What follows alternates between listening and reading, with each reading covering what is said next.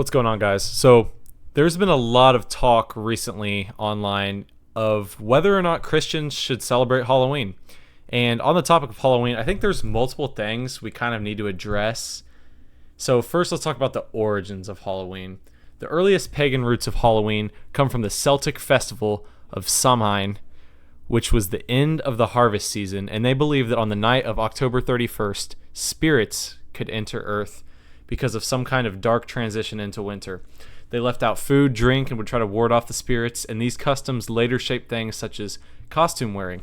So the other side of the Halloween origins is Catholic origins. So back in the 8th century, Pope Gregory III dedicated November 1st as All Saints' Day, or All Hallows' Day, to honor the saints and martyrs of the Christian faith.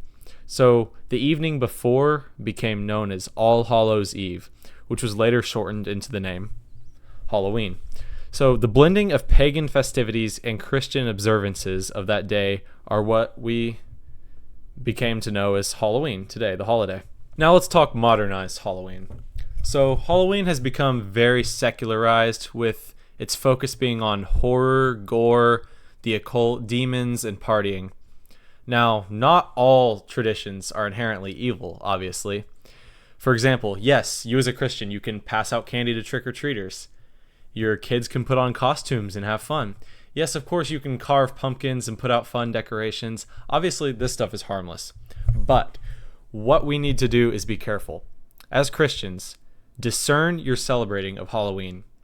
Object to anything that glorifies evil, involves superstition, or invoking spirits. Also, things such as mocking sacred things or holy things. Be careful with those. So, remember the holy meaning of the day. Teach your children about saints, heaven, Christ's victory over darkness. Encourage things like intercessory prayer, observance of Christ's power over the darkness, and prayers for souls in purgatory. John 1:5, the light shines in the darkness, and the darkness has not overcome it. Some things to definitely avoid. Definitely avoid and carefully discern over some of the secular parties you partake in. Costumes can be fun without being evil. Saints, heroes, angels, even, lighthearted fictional characters, superheroes, things of that nature. So, one thing I've noticed, unfortunately, is that especially young women today often dressed very, very scandalously for Halloween parties. I see so many wearing nothing but underwear, dressing as like a slutty bunny, a cop, or even worse. So it's important to ask yourself, does what I'm wearing glorify God? Or does it promote bad attention and objectify myself, inviting in evil and impure desires? And this goes for men as well. Parties can get twisted from fun into getting drunk, men and women talking with no good intentions, hookup culture, even drug use.